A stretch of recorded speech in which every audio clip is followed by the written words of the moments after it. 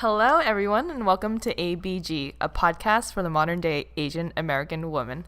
My name is Helen. I'm Janet. And it's Mel.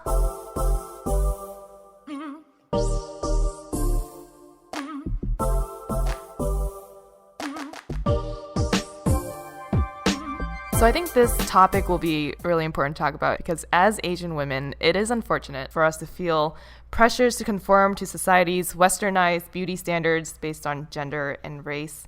From the shade of our skin to the size of our eyes, we are scrutinized for having what we have instead of being told that we are beautiful and that we are enough. So we wanted to take this episode to talk through our experience in dealing with Asian beauty and the standards imposed upon us since we've been sort of living through it for the past 20 to 30 years. Yep.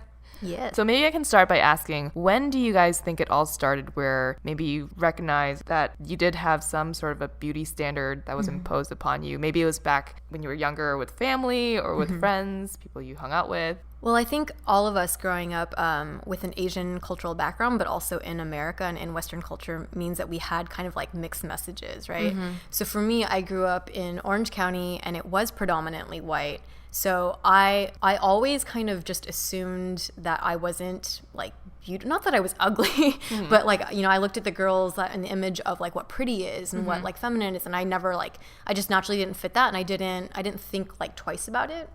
But I think, and also for me, like going into college is when I was introduced to more Asian American women, and I started to learn about some of these ideals or standards, like having lighter skin was supposed to be attractive. I never knew that growing up. You know, being in Orange County, like everyone else was already light skinned. Yeah. And my mom put my sister and I in like swimming lessons when we were younger, so we were always like really active and tan.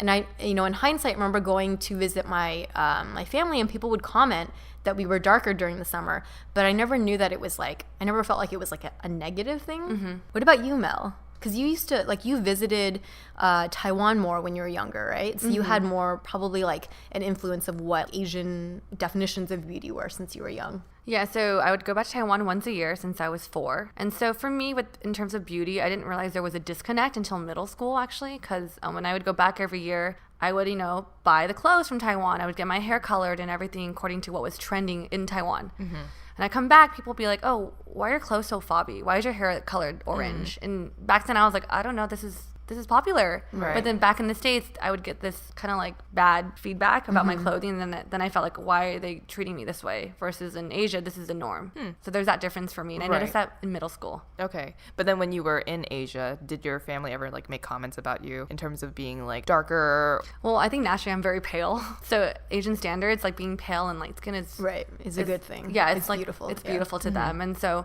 I never got any negative comments about my skin, but did you actually get positive comments then? Did they always compliment you on that? And then that registered in your brain like, this is beautiful, this is good, this is this is like a strength that I have. Yeah, I mean, they were just like, oh, your skin's really great, like you have no pimples and it's really white. And so I'm like, okay, cool, like this is the norm. But then coming to the States, they're like, you're so pale, you're a ghost. And I'm like, oh shit, do I need a tan? Right? There's like this, like, I feel like I'm always going back and forth with what's pretty in Asia and what's pretty here. Right. When I started feeling like, oh, I have to look a certain way is when you're interacting with like family, like family friends, or when I go like to China to visit my extended family, they'll comment and say like, oh, they would say like, oh, you're so dark, or oh, last time I saw you, you were so much like skinnier. Oh, yeah. And that's usually the second comment that comes after like hello. Yep. Oh my God. Yeah, it is so very immediate. Abrupt, and it's just like, whoa, okay, hi to you too. Yeah. I don't like you anymore.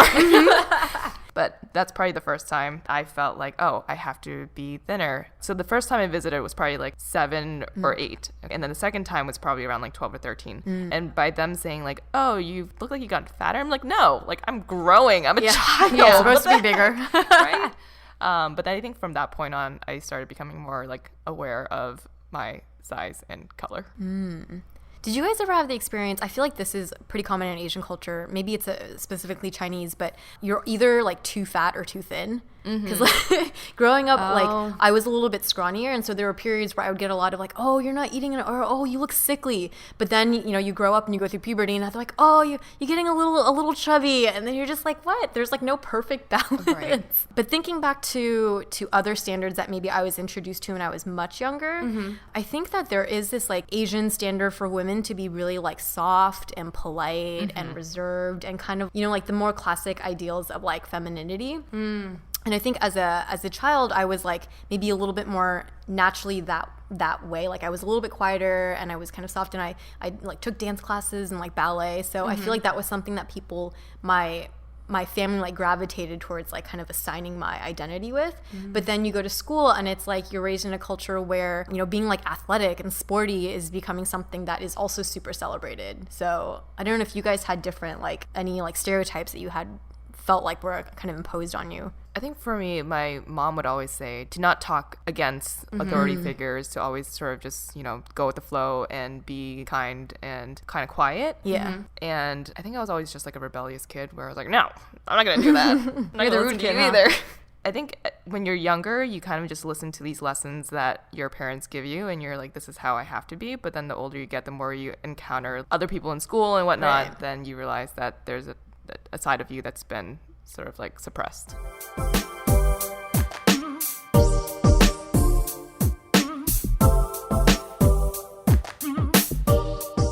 So I think a lot of our inspiration or where we get our beauty standards from really comes from media. Yeah, very true. When you guys were younger growing up, who were your beauty icons? Well, I used to watch a lot of TV, and for any of those 90s children out there, Seventh Heaven was a show that I liked a lot. And I remember always really liking Jessica Biel because she was this kind of like natural big sister type, and she was much more sporty. And I'm not like a super athletic person, but I appreciated that she kind of had that strength about her character, and that like physically she also had that, right? Like she's very active and she doesn't wear like tons of makeup. So I kind of felt like that was, for me, someone that I looked up to when I was younger.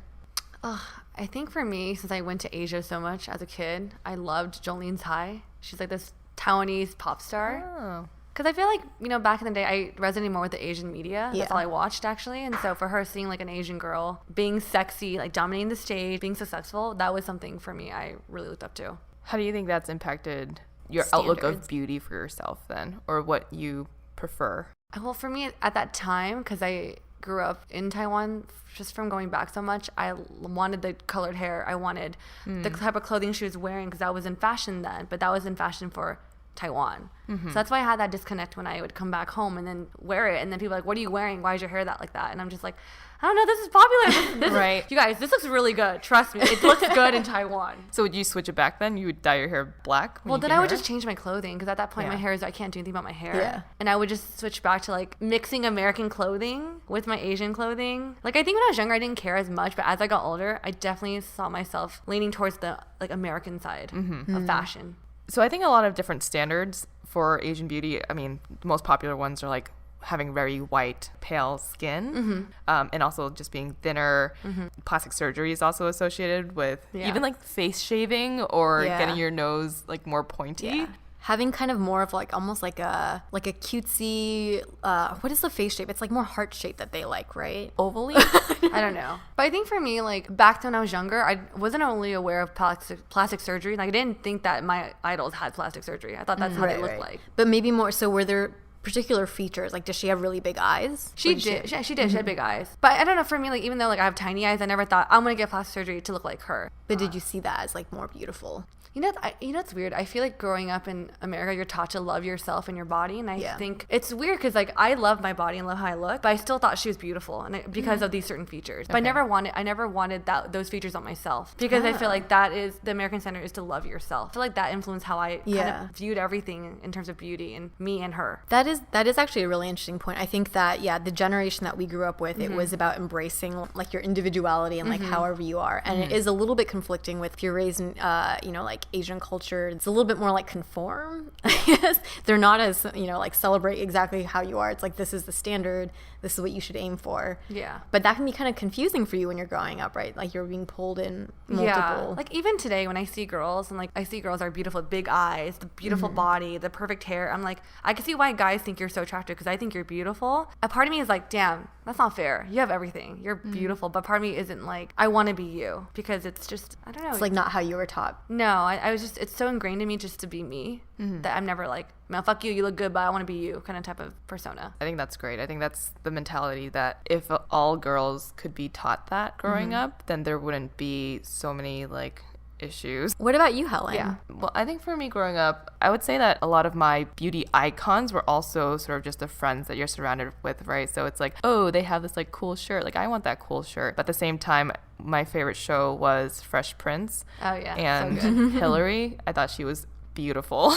She's gorgeous. She is. As much as she's a ditz, she was my beauty icon growing up.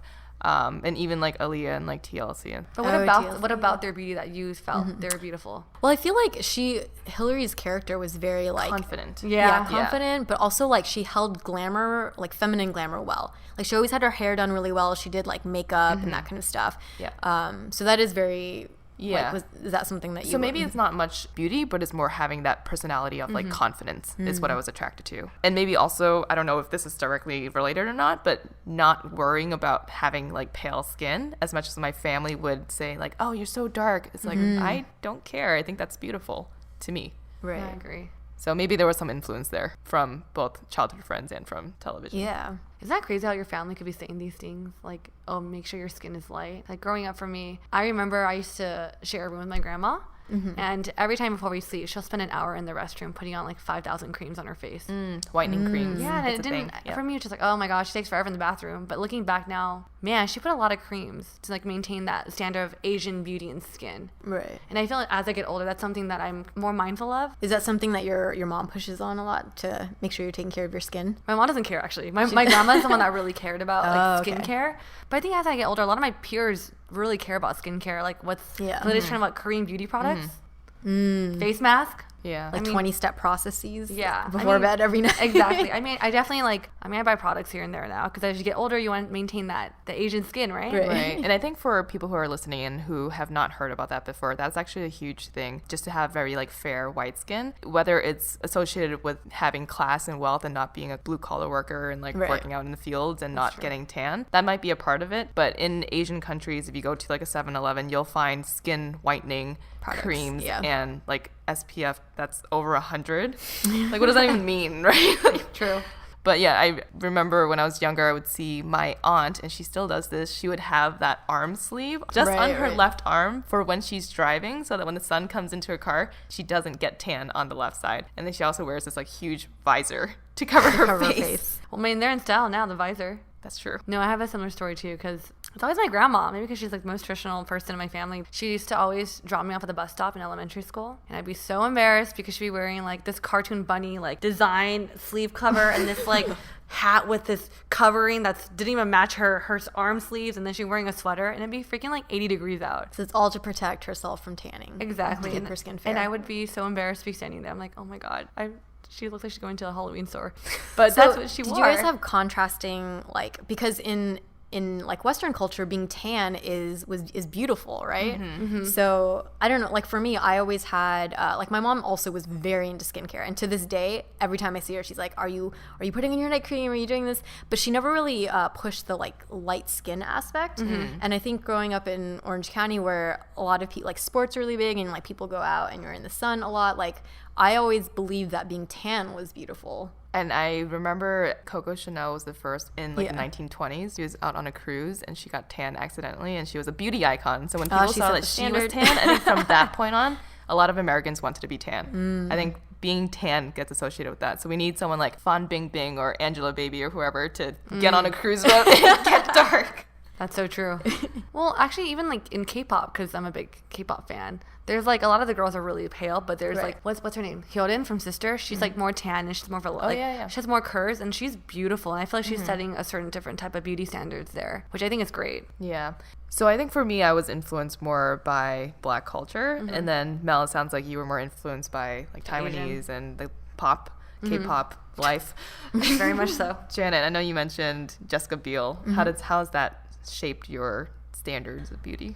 Well, I think, I mean, she like didn't wear a lot of makeup and it was more simple. So I feel like I've definitely adopted that. Like even though I was I danced in studios a lot when I was younger and we would do like stage makeup, but I always separated that in my mind as like performance. And I didn't really like my day to day. I always liked things to be very simple and very clean.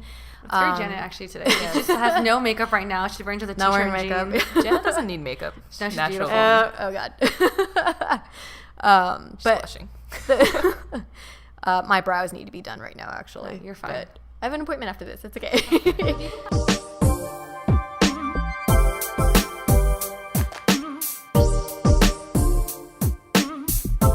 So as I said, I grew up in like Orange County area, and there is mostly like Caucasian people. And I was on the dance team, and we would go to competitions.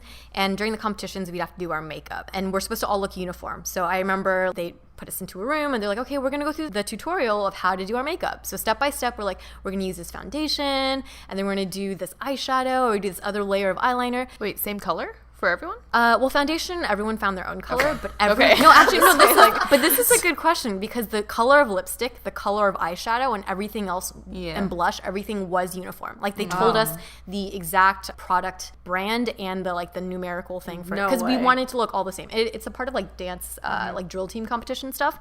But I'm like, okay. I mean, there were other ethnic girls on the team, but like we were probably, I don't know, like 1/8 of the team, and most everyone else was blonde-haired, blue-eyed, or brown-eyed, or whatever. And I was like, this doesn't look good on me. But it looked good on them. But it looks good on them. Yeah. So I was like, ooh, I need to how do I alter this to work with my eye shape, but then still remain in the standards so that we all look uniform, right? But that's the topic of eyes for Asian people is really, really big. And I grew up alternating between monolid and then having somewhat of a fold. It was kind of funky. So I always had to kind of figure out how to do my makeup in a way where it would make my eyes look even, but then also blend in with everyone else, but then also look like I have eyes. So it was a little bit of a challenge, but that definitely for me was a moment where I'm like, ooh, I'm not like everyone else, and I have to do some altering. But how about you guys? For modern day with makeup, do you? I guess now we live in the world of YouTube where there's a lot of these makeup gurus who are Asian. But when you were growing up, how did you learn how to do makeup, and was it with ethnic people? Honestly, I'm really shitty with makeup. Looking back at it, I'm like, damn, I struggled hard. My best friend who is Asian would do my makeup, but her eyes, even at her eyes, she was Asian too. Yeah. She had double lids. I was a heavy monolid. She did not know how to do my makeup. Heavy monolid. No, it's true. I literally look at my eyes. Damn, you're a monolid for sure. You do a good job though, with your makeup. Yeah. I learned through YouTube. Yeah, okay. But even now, I feel like I started to actually learn how to do my own makeup in college. It wasn't until recently. But YouTube helped a lot, and I would just YouTube monolid smoky eye. Because it works. It's I tried the other methods. It just doesn't work for my eye shape. Yeah. That does make a big difference, because I know there are makeup tutorials. Sometimes they're put it in the crease. I'm like, what crease? There is no crease. Yeah. It sucks. And then even falsies. I realized that the Asian brands work better for me than the American brands. Everyone uses Ardell now. Yeah. I use whatever I get at the night market in Taiwan. Oh yeah, you were we went to Taiwan together once, and Mel's like, I can't find my eyelash stand. God, no, literally, there's a stand in Taiwan that literally has hundreds and hundreds of eyelashes and boxes of 10s. So you just stock up. I stock up when I go back. I never buy eyelashes here because of the fact that I think the shape of the eyelashes, the falsies in Asia work better with my monolid and my almond shaped eyes. No, you're totally right, because I had to wear false eyelashes for dance team, and we used Ardell, and I remember it didn't quite fit my eye very well. Yeah. Another trend that I struggle with today is contouring, because I think my face as an Asian woman, it's kind of more rounder and flat, so I'm just what the fuck do I contour? Wait, do you contour? I try. I guess it's not working. What, you can't contour flat land, right? It's hard. Well, like I don't have the high cheekbones. Right. But you do have cheekbones. Yeah, but I don't know how to contour still. Someone who's Asian and flat face needs to do it on YouTube so I can learn. I'm not there yet. How about you, Helen? I feel like you're a beauty. Yeah, how did you learn to do your makeup, and like who did you reference and who taught you? I'm not gonna lie, like knowing Helen for about like 2 years now. Yeah. Your makeup has definitely like got better. Really? Within 2 years, yeah. Thanks. I think it's the highlighter. So how did you learn how to highlight? I saw a YouTube video and I was like, wow, her face is glowing. Oh, actually, this is terrible, but it might have been Khloe Kardashian. She posted a picture with really nice highlighters. So then I decided to start highlighting also. Right. But in terms of learning how to do my makeup, I think I might have just been YouTube videos also. I used to watch this, her name was Suzy, Suzi, and I think she's still going, but she's I think she's Asian British, but I think I learned from her. And I did have a monolid till I was 20. And oh, really? I didn't get plastic surgery. Just admit it, Helen. Just admit it. It's okay. Turns out it's like genetics because my mom also didn't get it until she was 20. It's weird. And before I got my double eyelid, I used to rub my eyes really hard in order to get the double. Oh my God. It works, right? Yeah, it does. Yeah. And then it would last for like a minute. I'd be like, rub it again just to get it again. Oh my God, maybe I'll get it when I'm 50 then. Like a double eyelid. One day I come up, hey guys, I'm just be like, you definitely got plastic surgery. Oh my God, at 50? No way.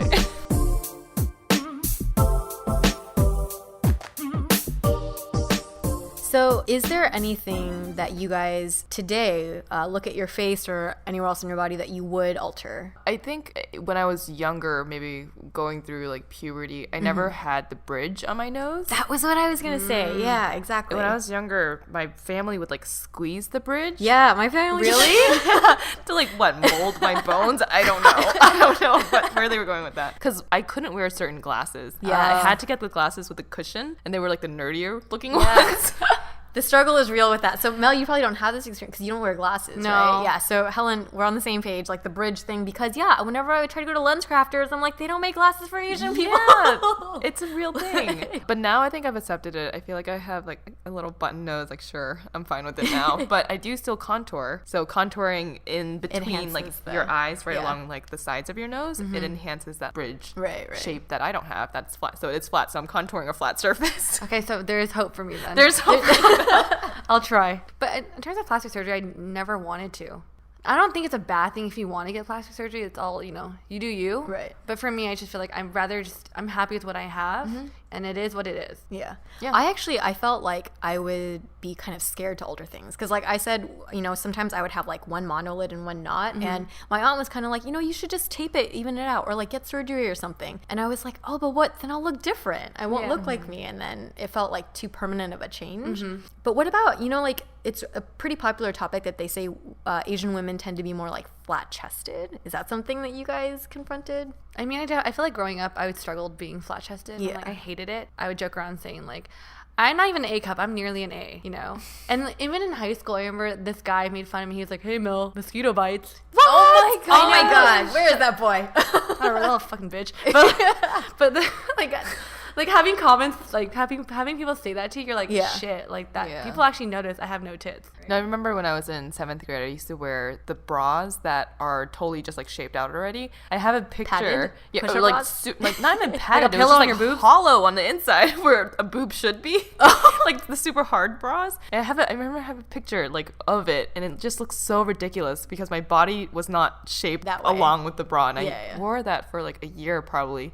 I think all of us have like an extra padded bra though. It's like a thing. Yeah. Right. Have you guys thought about getting like boob jobs though? I liked feeling like I had less boobs. I Am don't know totally if it was staring like at an Janet's athletic boobs right now. Do you have boobs, Janet? I can't tell. You're so I have like dressed. a B cup, so I'm not. It's like not really? super small, not super big, but but I felt like I liked the more athletic look. Yeah, so I never had any desire for that. But I know a lot of like my family and my friends, my cousins and stuff like that. That was like a big struggle for them with the like the flat chested thing. And I think nowadays there are a lot of the Wonder Cup bras, and it's just there's a lot of things you can do to enhance the boobs. Like that thing going around on Instagram right now where it's like a sticky bra, but then you can pull it in the middle. That was so much fun. Yeah. It's like a boost. I actually would just want to buy it to play with it and not even really wear it, Please, you'll be wearing it all the time. Shh, now everyone will know I'm really flat I'm chested. gonna see Mel next time when she's gonna be like a C cup. Oh my God, that's so weird. But I feel nowadays there's this thing where people are embracing being flat-chested. Like, I have a lot of friends who are like, and going braless. Yeah, Yeah. I love it. Even like Kendall Jenner, the fact that she'll wear very sheer clothing just so that she doesn't get her pictures taken down, but like you can see her boobs and it's a small boob and she's completely okay with it. Yeah. There are a lot of girls that look up to her. Yeah. So it's good that someone's doing that. Yeah, Right, I right. agree. Yeah. Okay, so we talked a lot about boobs. What about butts? There's also there's like the stereotype of Asian girls. It's a stereotype, maybe not necessarily true, but that Asian women are, we're not just flat chested, we're also flat in the buttocks area. We're pancake butts. Honestly, Jenna, I have no idea what you're talking about. I have a nice ass. So that's not an issue for me. I think your ass is going to have to be our Instagram post. No, I have For to this cellulite, episode. but it's okay. It's still there. There's still some meat. No, but I feel like I definitely was self-conscious about my boobs because I didn't have any. But I have an ass. Like, I have something there. It's not pancake. So I didn't understand. Like, I was like, I can't relate to your pancake ass. butt problems. Yeah. Like, I actually have a story. So I have a friend who grew up in this very, like, Caucasian part of Boston, and he said he was really into white girls growing up, and he was like, yeah, I was such a boob guy because those girls had big boobs and stuff. And Asian girls with fake boobs. Oh, yeah, well, not fake with boobs, bras. but bras that he knew the difference. But then when he went to college, he was surrounded by more Asian American women. He said, yeah, I turned to an ass guy because Asian American women have more of an ass than tits. And I was like, oh, interesting. So I think in some way we kind of have an advantage because I feel like, I checked out your asses before, but you guys have some kind of meat there, So I feel like in that sense That's we cushion do. for the pushing. So we may not have boobies, but you got some booty. Are you guys ashamed of your ass? I like my butt. That's good. I think the thing is that with Asian women, stereotypically and probably true, we don't have bigger boobs, right? And so your butt is something that you can actually work out and grow, and it's like a nice asset. Ass. People. Is that why you spend 2 hours at the gym, Helen, every day? I think it started with volleyball because you're always squatting and like moving around the court squatting. Then I noticed my ass starting to like get bigger or like perkier. I was like, oh, this is kind of cool. I guess maybe that influenced some of my working out and getting it plumpier because I would like, I would like to be able to Do you want to put like serve something up on that, like Kim Kardashian? You want to put a drink on your ass? Yeah. Bottle of champagne.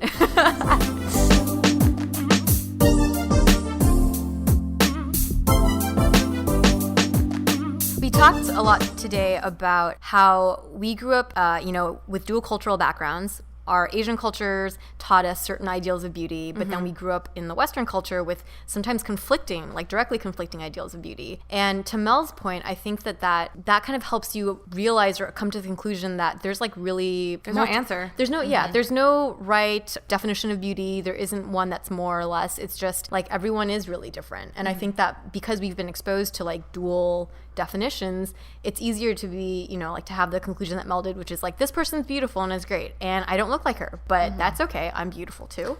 Yeah, and I think Asian Americans in mainstream media, there's still not a lot of representation. Most Asian women are made to have that cookie cutter look. But what's great is that nowadays, social media has given us that ability for anyone not approved by Hollywood standards to make a video, right? So now there's a more diverse array of ethnicities, body types, body sizes, which is great, especially for the younger generation. I think Helen brings up a good point. Girls, keep in mind, there's a lot of girls we follow on Instagram that, I even follow and we look up to, but, don't let that be the definition of beauty for this generation. You guys could set your own standards by embracing yourself and your beauty, and you could be someone that the new generation could look up to in the future. That sounds corny, but you know what? That's the fucking truth. Right? Yes, exactly. Yes, so true. So thanks so much for listening in again. If you guys have any comments you want to leave us or additional questions that you didn't feel like we addressed, write us at asianbossgirl@gmail.com. Check us out on our website, asianbossgirl.com. We're also all over the internets, social media, and we'll catch you on the next episode. Bye, ladies. See you guys next time. Stay beautiful.